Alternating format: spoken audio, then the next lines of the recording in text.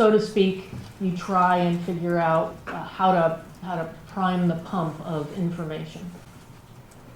Sort of, yeah. I mean, what do you mean by priming the pump of information? If people are reluctant. If people are reluctant to talk to you, you have to Right. figure out a way to get them to talk. Well, are we talking about an interrogation or an interview?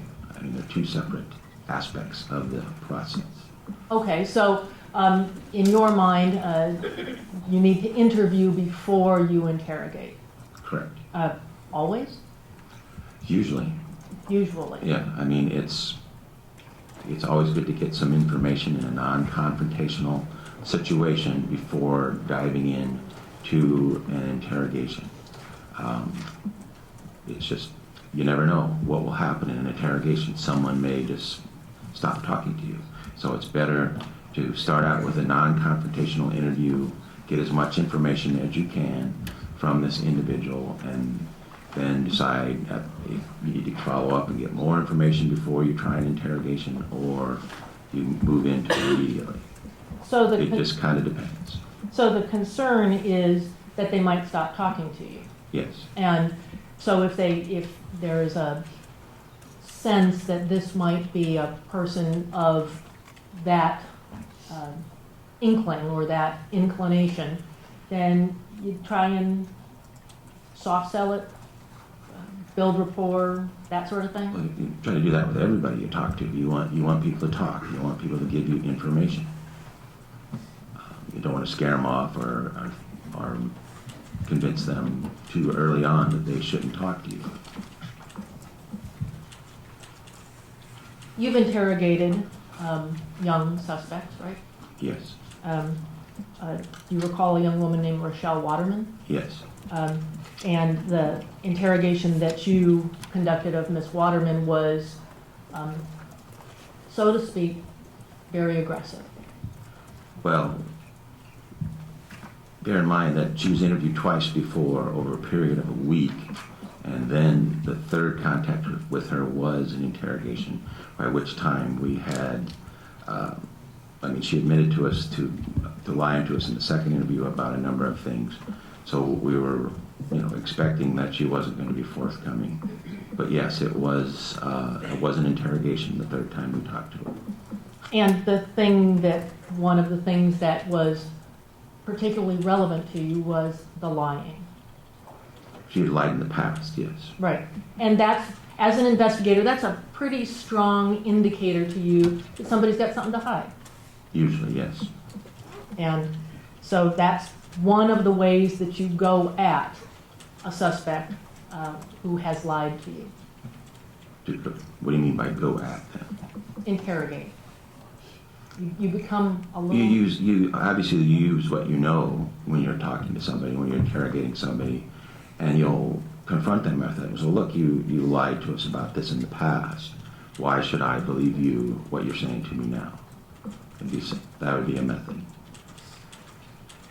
That was not how you actually spoke those kinds of words to Miss Waterman, though, was it?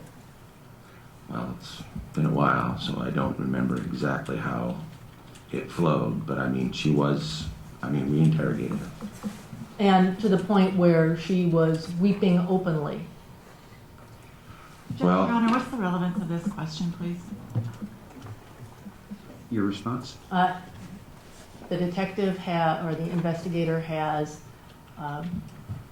offered a critique of some of the tactics used in the interrogations or the interviews in this case. It is not a one-size-fits-all world, and this investigator knows that as well as anyone.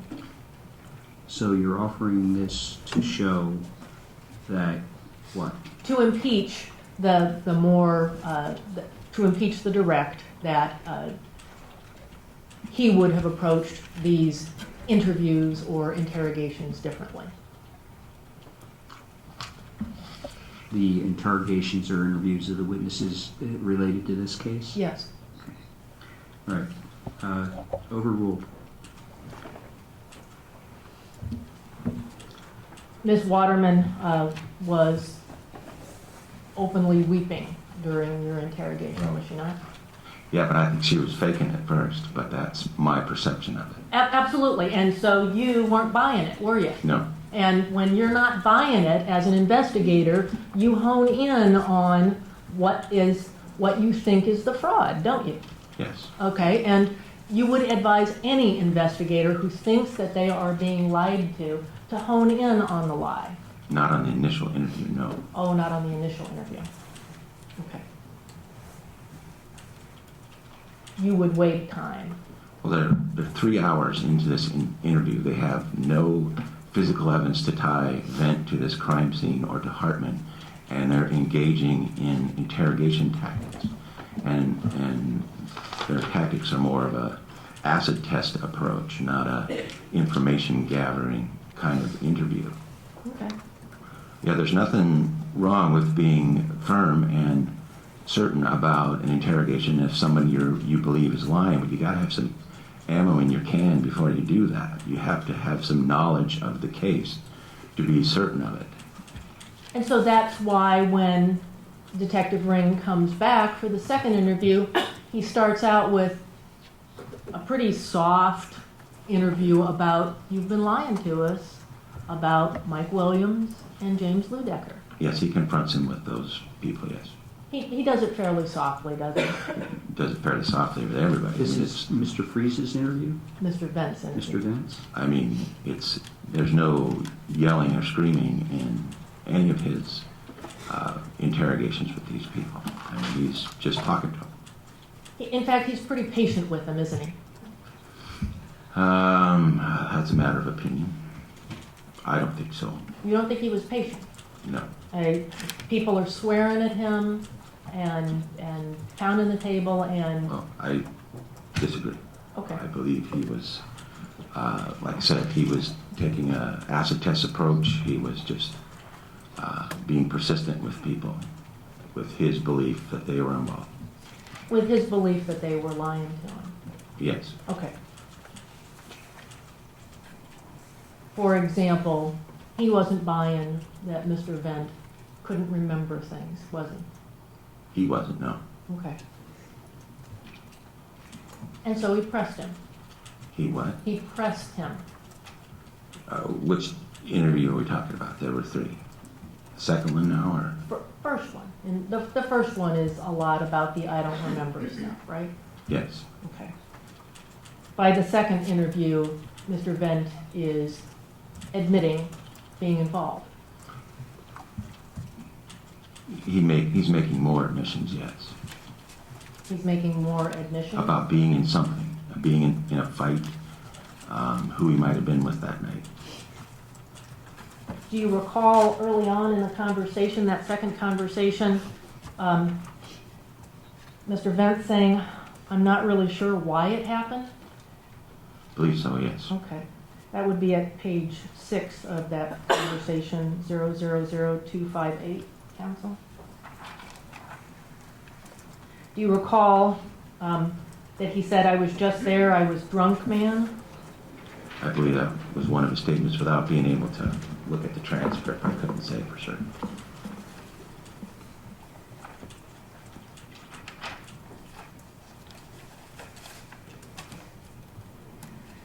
I'm sorry, I didn't hear the last statement that you asked the witness about. I was just there, I was drunk, man. Okay, thank you. Do you recall Mr. Vent saying in that same conversation, that same interview at 000281,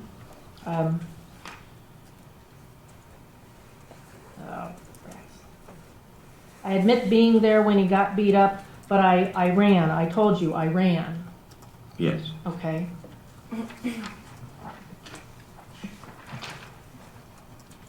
And then at the conclusion or on the last page of that conversation, him saying, they were just hollering at him. They were just drunk. Do you remember that? Yes. And Detective Ring, who hasn't been talking about hollering, said, what were they hollering at him? He asked, right? I Again, without being able to look at the transcript, I can't say for sure. May I approach that? Sure.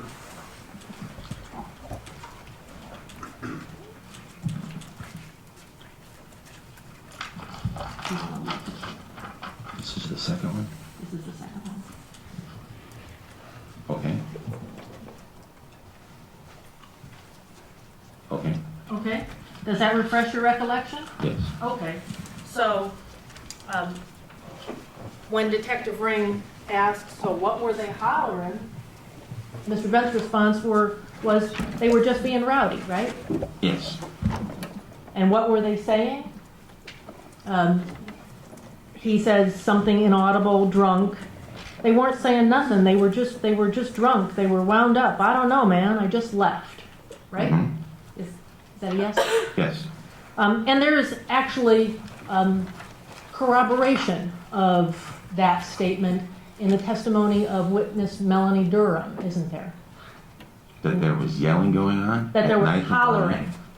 Yes, but in that particular interview, he's not making it very clear where this is occurring. Are we talking about the Alaska Motor Inn incident? Are we talking about 9th and Barnett? Oh, okay, so you think there's some ambiguity in this conversation? Yes, there Oh. certainly was in the first interview. In the first interview, sure. In the second interview, they're only talking about 9th and Barnett, aren't they? Well, Detective Ring is talking about 9th and Barnett. But Oh. Okay, we're going to hear these conversations. You don't remember that there was an admission to hollering while they beat up this kid from who? from Mr. Vent. Yes, he talked about yelling going on.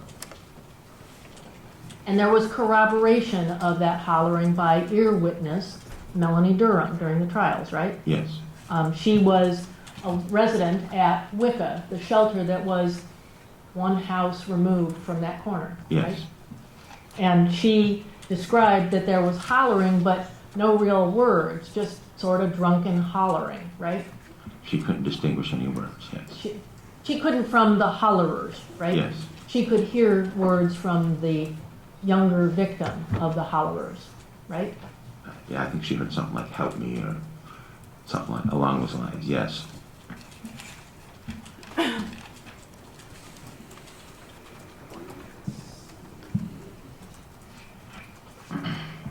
Did you read the trial transcripts in these cases? I looked at bits and pieces of them. I didn't read them end to end. In fact, you didn't even ask for them until August of 2014, right? Yeah, that sounds about right. Around there. Even though they'd been digitized from the first month of the assignment. Yes, Okay. You did not read Mr. Holmes's trial transcript either, did you? his trial transcript, no. No. When you went down to interview him, that was available to you, right? His Trial the transcript. 2002 murder in California, you mean? Yes. No, I did not read that beforehand. It was available to you, wasn't it? Yes, Okay.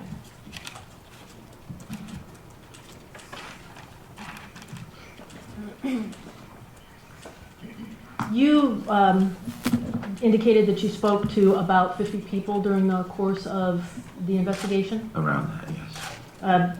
About 20 of them were in the first 2 months, right?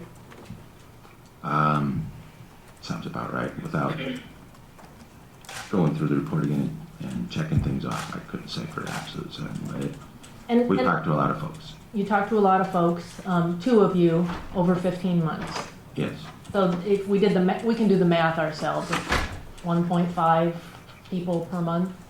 well, 2 of those months I was involved in a trial in Juneau, so I was out of the loop there. So I wasn't available. A lot of the people we needed to talk to were in the Fairbanks area, which necessitated a travel, or people were out of state, so it wasn't particularly easy to find people and talk to them in, a large number in a short amount of time. 15 months is a short amount of time? No, I'm just saying, if we come up to Fairbanks for a week to try to find 5 or 6 people, we may only found 3 of them, and then we have to go back. I mean, these people are still up here. We'll have to come back at a later date to try and find them. You talked to an awful lot of folks over the phone, though, didn't you? Quite a few. One of those folks that you talked to was Theo Wallace, Jason Wallace's father, right? Yes. Talked to him for about 10 minutes, right? It wasn't a very long interview. I don't remember the exact time. One of the things that Mr. Wallace told you was that his son had a car during the relevant period in high school, right? I don't remember that. I'd have to look through the interview again to be sure. And if Jason Wallace had a car during the relevant time, that would be an important piece of information to know, right? Potentially, yes. Did you ever research Jason Wallace's cars? No.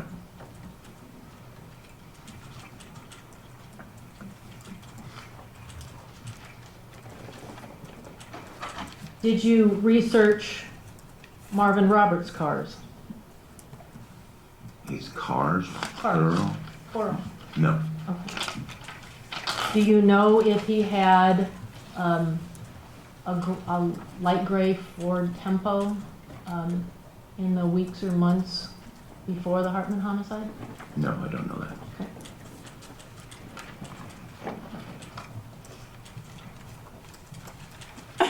There were several, I'll call it degraded tapes in the FPD tapes amongst those, right?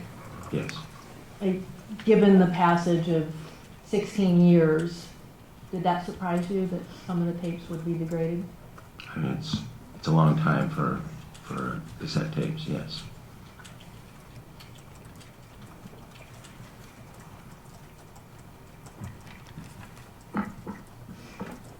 When we listen to the longer version, the more complete version of tape 165, the Arlo Olson interview, could you hear any of the words that were being spoken?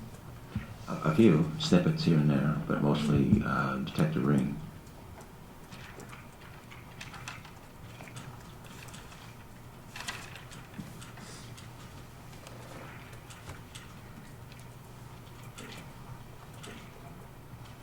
Your recollection is that the Torquato memo was inside a banker box of case materials? Yes.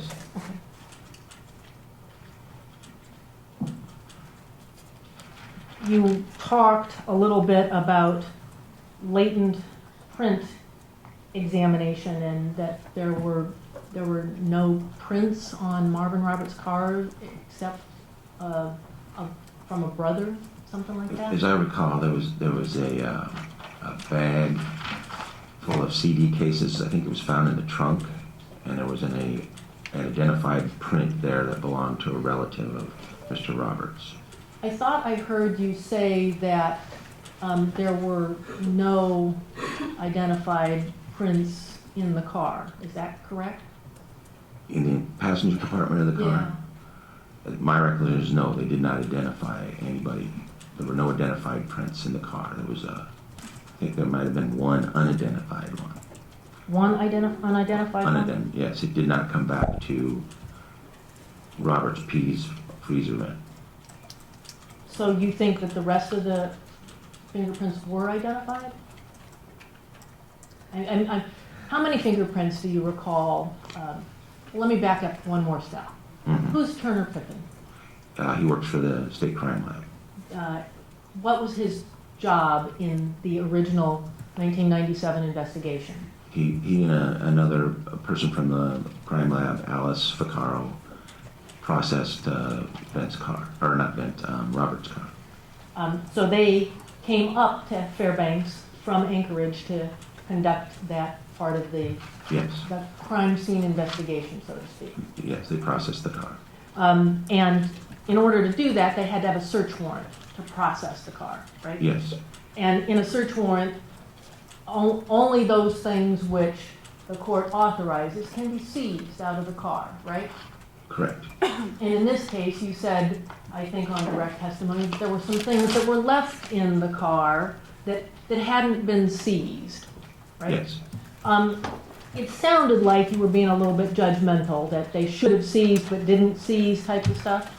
Well, I mean, if during the course of a search, you find something that isn't in the search warrant, that you think is of value, then you back out and either modify the search warrant or get another search warrant and collect everything.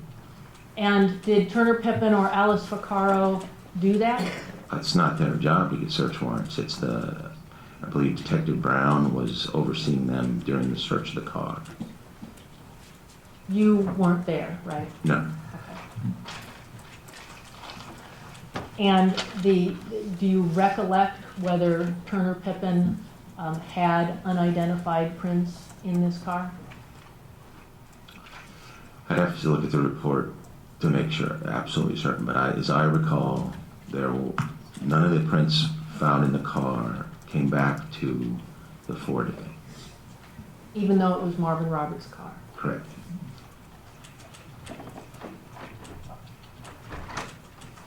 You're aware that during his examination of the car, Turner Pippin found a corduroy imprint on the hood, right? Yes, Unfortunately, that wasn't photographed, was it? no, it was not. And over the passage of time, that imprint either was dusted over or leaked on or somehow obliterated. Yes, Because you, 17 years later, went to the indoor secured storage building of the FPD and took a look yourself. yes.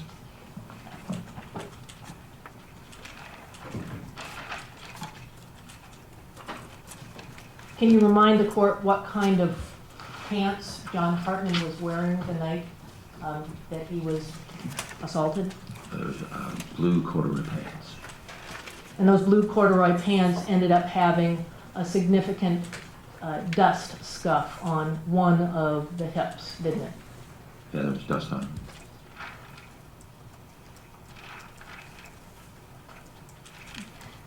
You were asked about a witness named Margaretta Hoffman. Correct. You were aware of a statement in 2014? From her? Yes. Yes. Were you aware of a statement in 2011 from her? No. You don't recall the recording that Detective Nolan kept of a telephone call from Margaretta Hoffman? No. I don't think I heard of that at all. And you described that her conversation didn't lead to any leads, did it, No. in your estimation? Correct. She named some people that could be talked to, however, Yes.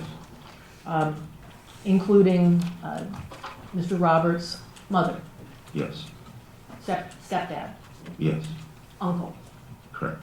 You didn't choose to go interview any of them. You didn't tell us to go interview him. And you only did what I asked you to do? Well, as I said before, your instructions to us were pretty vague. Sometimes we would discuss things, sometimes we did things on our own. There was never any clear direction given to us by you. You were the one that asked us to interview her. We did. We came back and told you what she had to say, and there was nothing else from you about that we should talk to these folks or not.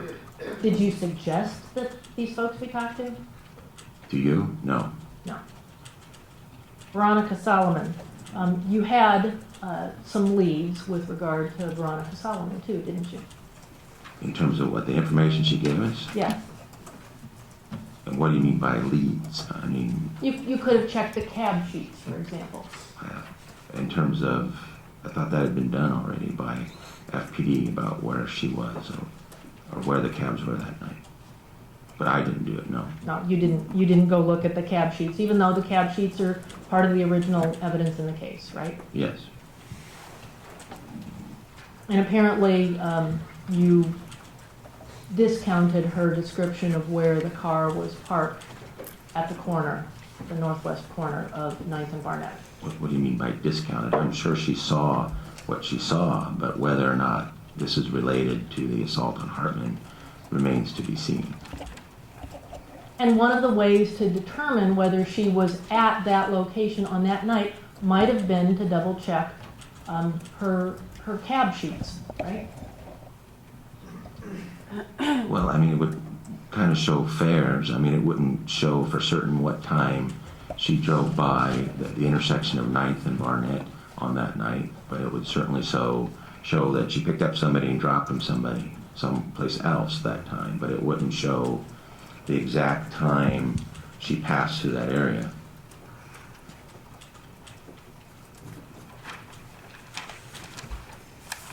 I'm not sure that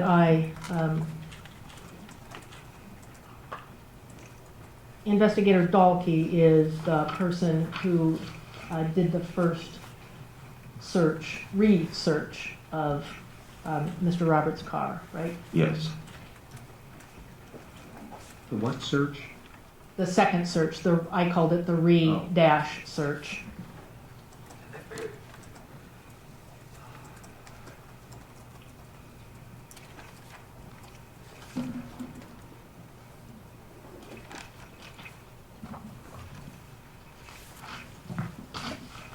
I assume that you agree with the principal, Investigator McPherron, that the testimony of witnesses at a trial is evidence, right? The testimony of witnesses at trials is evidence? Yeah, Yes, sort of a basic jurisprudence type proposition, right? I suppose, yes. And you believe in the jury system, do you not? Yes, And there were 3 jury trials in this case, correct? yes, And 36 jurors unanimously agreed, apparently, that there was evidence that the 4 defendants were at the corner of 9th and Barnett, correct? yes, You concluded otherwise. yes. Okay, thanks.